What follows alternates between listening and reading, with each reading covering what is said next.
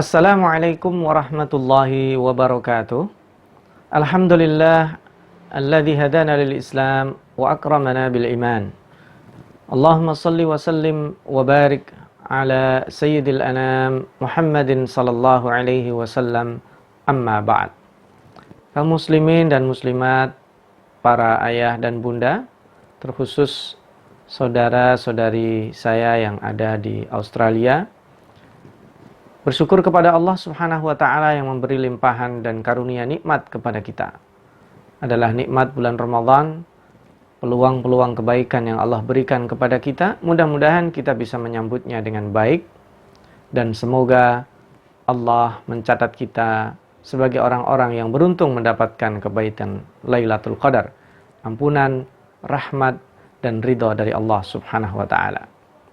Kaum muslimin dan muslimat, Allah Subhanahu wa Ta'ala berfirman di dalam surat Al-Anbiya ayat 107, A'udzu billahi minasyaitonir rajim, wa ma arsalnaka illa rahmatan lil alamin.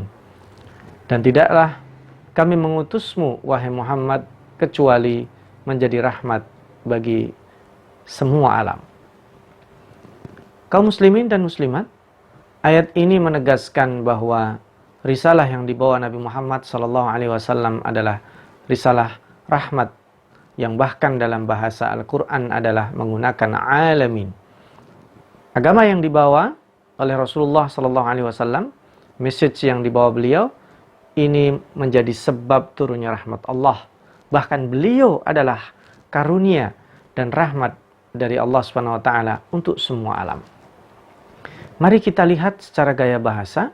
Allah Subhanahu wa Ta'ala membahasakan, memilih diksi bahasanya adalah rahmatan lil alamin. Kata alamin ini juga disebut di dalam beberapa surat lainnya, dan yang paling populer kita membacanya dalam surat Al-Fatihah. Alhamdulillahi Rabbil alamin. Allah Subhanahu wa Ta'ala sebagai Tuhan alamin, semesta alam. Kata alamin sendiri adalah merupakan plural dari plural. Karena alam itu adalah plural dan jamak. Sedangkan alamin adalah plural dari plural. Mengapa Allah Subhanahu wa Ta'ala menyebut pluralnya plural? Karena alam, risalah yang diberikan oleh Allah kepada alam ini tidak terbatas pada alam yang kita hidup secara horizontal. Ajaran agama kita adalah ajaran yang memandu hidup kita, bagaimana kita berbuat baik kepada keluarga kita, kepada orang tua, tetangga, kerabat, dan orang-orang yang dekat dengan kita. Lalu kemudian kita sebagai umat Islam berukhuwah Islamiyah juga diminta untuk toleran dengan perbedaan, sekalipun mereka tidak menyembah Tuhan yang sama, memiliki ajaran dan perbedaan akidah, tetapi kita diminta oleh Allah Subhanahu wa Ta'ala sebagai duta perdamaian. Karena pada saat kita sholat dibuka dengan mengagungkan Allah, tapi diakhiri dengan sebuah ikrar. Assalamualaikum warahmatullahi wabarakatuh. Itu adalah ungkapan bahwa kita merupakan duta assalam. Warahmatullahi merupakan duta kerahmatan. Wabarakatuh adalah duta keberkahan hidup yang kita tularkan pada orang-orang yang ada di sekitar kita.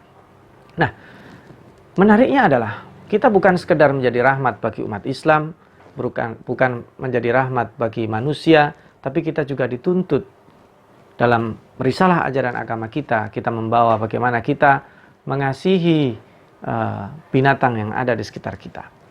Kalau ada orang membiarkan, memelihara binatang piaraan dan dia menelantarkannya, maka itu adalah sesuatu yang tidak disukai oleh Allah Subhanahu wa Ta'ala.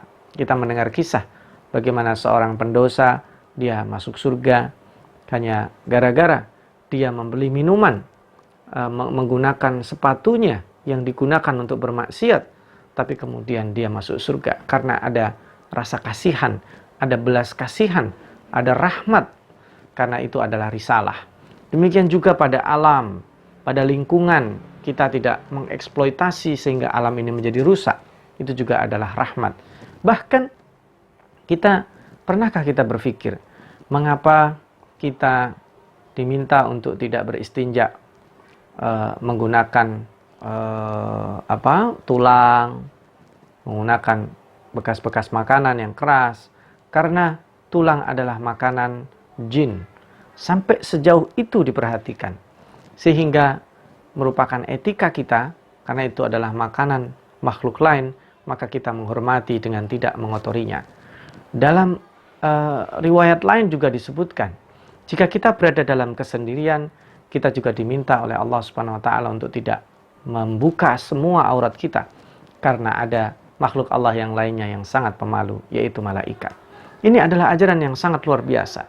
Secara horizontal kita bertetangga, sesama muslim, dengan tetangga fisik kita, dengan tetangga yang berbeda akidah, dengan orang yang bahkan mungkin memusuhi kita, semua ada akhlak dan semua mendapatkan rahmat dari risalah yang Allah berikan. Lalu kemudian tadi ada tumbuh-tumbuhan, ada binatang, dan bahkan ada jin dan ada malaikat. Ini juga ada tuntunan bagaimana kita berinteraksi dengan mereka. Tidak boleh kita beristinja dengan tulang, tidak boleh kita buang air kecil di air yang menggenang, karena itu adalah tempat istirahatnya jin. Demikian juga pada saat kita dalam keadaan kesendirian, kita juga sebisa mungkin untuk tidak membuka aurat karena ada malaikat yang pemalu. Tidakkah kita ingat bahwa malaikat akan meninggalkan seseorang ketika hendak mendatangi istrinya, karena itu private. Maka itu juga ada doa. Kalau malaikat pergi berarti ada yang lain yang bisa jadi kemungkinan membersamai suami istri yang sangat private itu, maka ada juga doa bagaimana mengusir mereka. Kita masuk toilet juga demikian, ada doanya supaya tidak dibersamai al-khubuth wal khaba'ith. Luar biasa. Nah, alamin itu bukan hanya alam yang segini, yang horizontal, tapi juga alam ke depan. Manusia dituntun untuk hidup bukan hanya alam yang sekarang dia hidup. Dia sudah melalui alam arwah, hidup di dunia, dan akan segera maju menuju keabadian, yaitu alam barzah setelah dia mati.